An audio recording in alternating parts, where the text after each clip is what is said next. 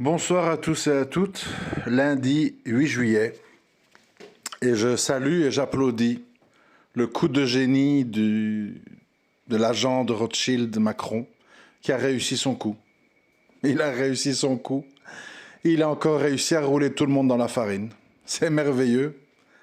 Alors bon, trêve de plaisanterie, je vais vous faire une rapide analyse du deuxième tour des élections. C'est limpide comme de l'eau de roche. Et il a réussi son coup d'échec. Et je comprends maintenant pourquoi il rigole depuis le début des élections, qu'il est au Touquet avec son travelot, avec sa casquette, et qui s'amuse à voir tout le monde qui s'agite, etc. Alors, comme d'habitude, les médias ont joué leur rôle. On a agité tous les bouloulous. Attention à l'élection présidentielle passée. Attention, Zemmour est annoncé à 20%. Aux élections maintenant. Attention, le RN pourrait avoir la majorité absolue. Donc on fait peur à tout le monde. Donc tout le monde fait des procurations. Tout le monde dit je dois absolument aller voter. C'est une question de vie ou de mort. Bien joué. Bien joué les médias complices. Et qu'est-ce qui s'est passé? Alors, contrairement à tout ce qu'on vous dit dans les médias, moi je parle avec des chiffres, hein. Je parle pas avec des trucs, le doigt mouillé en l'air, je crois, je pense, etc. Ben, les chiffres, c'est très très simple. Soi-disant, on nous vend partout que la France insoumise de Mélenchon a gagné. C'est totalement faux. La LFI stagne, il reste à 70 sièges, comme ils avaient avant. Donc c'est toujours les mêmes proportions de Français en fait qui votent LFI, ni plus ni moins. C'est assez logique puisqu'on les a traités d'antisémites, de dangereux, de communistes, bon, ce qui n'est pas faux. Et donc voilà, ça concerne toujours le même groupuscule d'ultra-gauche. Il n'évolue pas finalement. Contrairement à Mélenchon qui a fait un grand discours, le pouvoir passera par nous, on va fixer les règles, on appliquera notre programme. Pas du tout, pas du tout, c'est tout du vent. Parce qu'en fait, ce qui s'est passé, c'est très très simple à comprendre. Le RN a progressé, il passe de 89 sièges à 143. Donc c'est une grande progression quand même. C'est individuellement, c'est le parti le plus important, puisque le parti de Macron seul a 96 sièges, la LFI a 61 sièges, et le RN a 126 sièges, plus 17 de Éric Ciotti affiliés, etc. Donc, en termes de parti unique, sans coalition, sans partenaire, le RN est le parti le plus puissant de France. Soyons clairs. Bardella, le parti de Bardella a 9,3 millions de votes pour 5,2 pour la LFI. Donc il n'y a pas photo, c'est quasiment le double. Appelons un chat un chat. Mais, qu'est-ce qui s'est passé? Le grand joueur d'échecs Macron, qu'est-ce qu'il a fait? Eh ben, comme on a agité tous les spectres de l'extrémisme, attention à Mélenchon, antisémite, machin, etc. Attention au RN, c'est le troisième Reich et les nazis. Eh bien, qu'est-ce qui s'est passé? Ben, finalement, certes, la coalition de Macron, appelée Renaissance, perd 100 sièges. C'est énorme, hein. Ils passent de 250 à 150. Ils perdent 100 sièges. Donc c'est grosse chute pour son parti, sa coalition à lui. Mais la chute, elle est amortie. Pourquoi? Parce que la LFI se maintient à 70 sièges, donc ils se maintiennent. Progressent pas, mais ils se maintiennent. Et la gauche de Glucksmann, fils du philosophe juif Glucksmann, pro-Ukraine, pro-vaccin, pro-États-Unis, pro-Europe, mondialiste en gros, est ressuscité d'entre les morts à cause de toute l'agitation de la gauche qui a eu peur que la LFI extrême soit trop puissante. Ils se sont rabattus sur la gauche classique, c'est-à-dire François Hollande, quoi. Glucksmann, c'est celui qui remplace François Hollande. Donc là, on arrive à avoir un gros rebond puisque ce parti-là a 64 sièges, plus les écologistes 32, etc., etc. Et puis, même effet de l'autre côté, comme les gens de nouveau ont eu peur du RN, ils se sont rabattus sur la droite centriste du LR. qui se maintient avec 64 sièges. Et donc, pour la faire courte,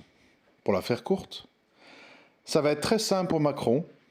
Il va contacter les gens de centre-gauche et de centre-droit, donc de la gauche de Glucksmann et la LR de centre-droit, et il va leur proposer une coalition. Et à eux trois, plus les petits partis, etc., c'est-à-dire en excluant le RN et la France Insoumise, eh bien, à eux trois, ils peuvent avoir 250 plus 60, plus de 300 sièges. Majorité absolue. Voilà le coup de maître. Avec le centre-gauche et le centre-droit, en excluant la LFI et RN, les deux partis qui représentent les forces agissantes en France, on va dire, eh bien, avec les deux, ventre mou, de centre-gauche, centre-droit, on s'est fait une coalition majoritaire. Bingo. T'es reparti pour du Macron, avec les mondialistes de gauche et de droite, qui vont le rejoindre, qui seront contents d'avoir un poste. Et le RN et la LFI seront mis à l'opposition, ils n'auront rien à dire. Mission accomplie. On range les bouloulous dans l'armoire, on les ressortira en 2027. C'est très simple à comprendre, pas besoin d'être plus long que ça. Ah oui, à titre d'info, bouloulou, c'est ce qu'on dit au Maroc pour faire peur aux enfants. On dit attention, il y a le bouloulou, donc c'est un peu le père fouettard, genre, vous voyez, l'espèce de personnage imaginaire qu'on mentionne pour faire peur aux enfants. Ben, c'est ce que Macron a fait. Et il a parfaitement réussi. On a gonflé le RN dans les sondages, les gens ont eu peur. On a fait semblant que la LFI allait provoquer une vague d'antisémitisme en France. Puis au final, la LFI stagne. Le RN progresse, mais pas assez, parce qu'ils font le plein d'électeurs. Personne ne se rabat sur eux dans un deuxième tour. Et le centre-droit, centre-gauche sont là pour fournir assez de sièges à Macron pour se maintenir. Et donc voilà, tout ce cinéma pour rien. On repart tranquillement en 2027 pour du Macron bis. La dette va s'aggraver, en espérant qu'il n'envoie pas les jeunes Français crever en Ukraine. Et voilà, le pays est foutu. Et aux prochaines élections, on aura de nouveau le même cinéma, une grosse LFI, une grosse RN, puis on fera peur à tout le monde. Et on avancera le pion central, en disant ça c'est la voie de la raison, de la République. Soyez raisonnables, revenez chez papa. Ce sera peut-être Bruno Attal ou ce sera un bras droit de Macron qui prendra le relais parce qu'il ne peut pas se présenter, à moins qu'il trouve un tour de passe-passe pour se représenter, je ne sais pas. Voilà, circuler, il n'y a rien à voir, mission accomplie. L'enfant de Rothschild a encore frappé. À très bientôt. Les amis, beaucoup d'entre vous évidemment sont déçus ce soir. Vous savez que je vais encore une fois endosser le mauvais rôle et être rabat-joie, à vous dire que vous n'avez été seulement conviés qu'à choisir entre les deux extrémités de la loge, entre l'aile droite et l'aile gauche de la loge, et non pas à une alternative à la loge. Voilà. Enfin, quand je dis la loge, il faut comprendre la République, c'est la République étant l'application étatique des idéologies que porte la loge intrinsèquement. Donc si vous voulez, il n'y a absolument rien à attendre de l'échiquier sur lequel vous jouez. Vous jouez avec des pions qui sont tronqués et avec des règles qui sont changeantes. Et vous attendez un résultat qui n'appartient pas au jeu et à l'échiquier sur lequel vous jouez. Pour faire une image un peu facile, vraiment attendre quelque chose de ce vote, mais que ce soit qu'on soit de gauche ou de droite, attendre quelque chose de ce vote, c'est se fourvoyer profondément. Si vous êtes de gauche, on a réussi à vous faire croire que l'élection de quelques députés RN allait transformer le pays en un régime nazi. Bon, c'est totalement délirant évidemment. Et à contrario, les gens de droite pensent que maintenant que la gauche a gagné cette élection, demain ça va être le bolchevisme, ça va être la destruction pure et dure du pays. En fait, ce qui va continuer, c'est les plans de la République. Voilà, les plans de la République qui doivent passer par des alternances de masques pour suivre son cours. Vous êtes appelés à voter depuis des générations, vos parents ont voté avec désespoir. Moi, je rappelle que mes parents avaient voté à gauche en 81, ils ont été évidemment trahis par Mitterrand. Je sais qu'il y a des gens de droite qui avaient voté pour Jacques Chirac en espérant qu'il soit à la mesure de de son discours et de ce qu'était le RPR à l'époque et des personnalités qui y transitaient. Et ils ont été évidemment eux aussi trahis.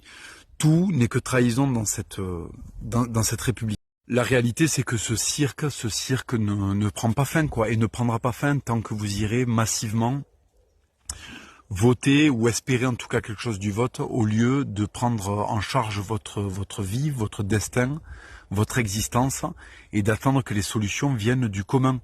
Le commun est abîmé, si vous voulez, l'autre, ce qu'on appelait l'autre, le prochain, est abîmé. Il y a un niveau intellectuel déplorable en France. Vous avez des masses de descendants ou d'immigrés qui sont manipulés. Vous avez beaucoup de gens irrationnels qui votent, c'est-à-dire des adolescents et certaines femmes. Vous avez des hommes qui n'en sont plus, qui votent également. Donc vous ne pouvez pas vous battre contre une hydre avec autant de têtes, parce que vous n'êtes pas Hercule, vous êtes simplement des êtres humains.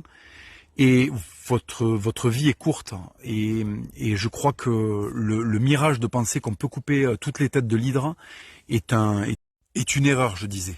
Penser cela, c'est une erreur, parce que tout est fait pour que ce soit verrouillé. Mais je veux dire, de la même manière que les espoirs de la gauche vont se heurter au verrouillage de ce système, y compris les espoirs de la droite. C'est vraiment un mirage qu'on donne. Il n'y aura jamais de grande révolution sociale en France, et il n'y aura jamais de grands soirs fascistes ou je sais pas quoi dans ce pays. La nécrose est trop profonde, le mal est trop grand, les gens de qualité sont trop peu nombreux, le courage est absent, la bêtise est omniprésente. La manipulation est diabolique, si vous voulez. Là, il faut comprendre que le mal est trop profond pour qu'un simple pansement démocratique puisse venir régler quoi que ce soit. Mais là, je parle vraiment, c'est général, que ce soit pour la gauche ou pour la droite. Ça vaut pour tout le monde, en fait. Vous n'avez ni des Franco d'un côté, ni des Che Guevara de l'autre. C'est fini, ça. C'est fini. Vous avez des gens qui commentent et qui ont les mêmes abonnements Netflix, les mêmes téléphones portables, les mêmes habitats, les mêmes métiers, les mêmes occupations. Et les mêmes malheureusement les mêmes mirages, quoi. Voilà, vous pensez avoir des différences, alors qu'en fait nous sommes tous complètement si vous voulez aliénés, en fait, hein. On mène des vies aliénées. Alors il y en a qui sont plus aliénés que d'autres, hein, mais nous avons tous un niveau d'aliénation par rapport à nos ancêtres qui est trop grand. Mais là, je parle vraiment pour tout le monde, gauche comme droite.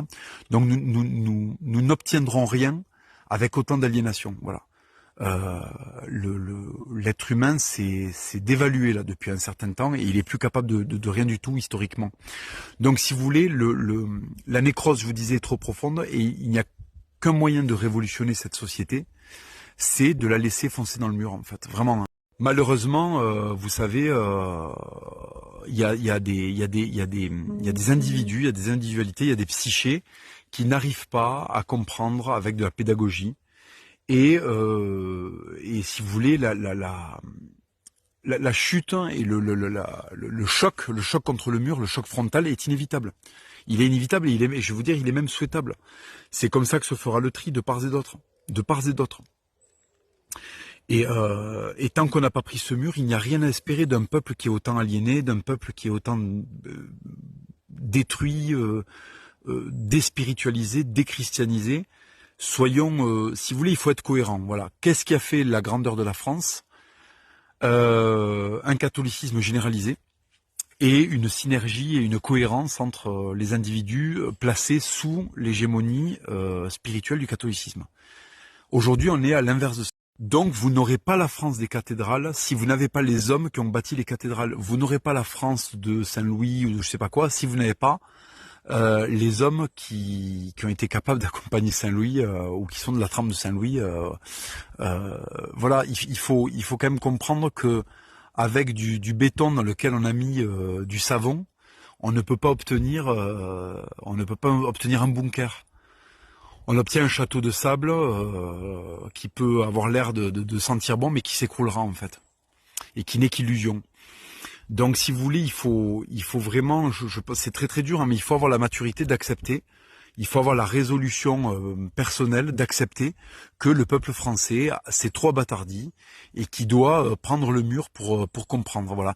Et c'est pareil pour la gauche. Vous ne ferez pas de révolution telle que vous la fantasmez avec les individus que produit la France actuellement. Voilà. Donc ça, c'est vraiment, ça s'adresse à tout le monde. Parce qu'en réalité, si on est honnête et qu'on regarde quel est l'électorat français aujourd'hui, vous avez des PP drapeaux de la Palestine par des Maghrébins qui ne pratiquent plus, qui forniquent, qui ne mangent pas de cochon parce que ça demande pas beaucoup d'efforts, mais qui feront pas la hijra, qui vivent exactement comme les mecs soi-disant d'extrême droite qui vivent comme eux. C'est-à-dire que c'est la même chose. Oui, il y a des conceptions du monde différentes, mais tous ils ont un abonnement Netflix. Ils ont les mêmes paires de pompes, le même téléphone, ce que je vous disais en début de story. Il n'y a pas de rupture. C'est un électorat qui a très peu de rupture entre ces segments. Ils pensent qu'ils ont des énormes ruptures, mais non. Ils sont tous complètement en trahison de leur religion. Ils sont tous complètement soumis au consumérisme. Ils sont tous dans la même lâcheté. Que ce soit le droitard qui met des pépés fleurs de lys et qui est incapable d'assumer ses idées dans le réel, ou l'arabe qui nous gonfle avec le drapeau de la Palestine et qui est incapable de vivre ailleurs qu'en Occident parce que c'est un énorme occidental. Alors c'est un occidental qui met un camis de temps en temps et qui bouffe de la viande halal. Mais si vous voulez, il est très très proche anthropologiquement du droitard ou du gauchiste marxiste qu'il pense combattre ou de qui il pense qu'il est différent. La véritable rupture, elle est dans le divorce avec la modernité, le divorce avec le mondialisme, le divorce avec l'injonction à participer au cirque républicain, et ça demande beaucoup plus d'efforts, et c'est pour ça que c'est désagréable à entendre, et c'est pour ça qu'on a toujours le mauvais rôle quand on parle de ça. Aujourd'hui, si vous voulez être proactif, assumez vos idées, qui que vous soyez d'ailleurs, hein. Ce sera toujours plus sain. Un monde où les gens assument leurs idées sera toujours plus sain, quel que soit le camp dans lequel vous êtes. Tâchez d'être un roc pour votre famille, tâchez d'être présent pour votre communauté, tâchez d'honorer Dieu, tâchez d'être de bons catholiques, et vous serez beaucoup plus performant que des votants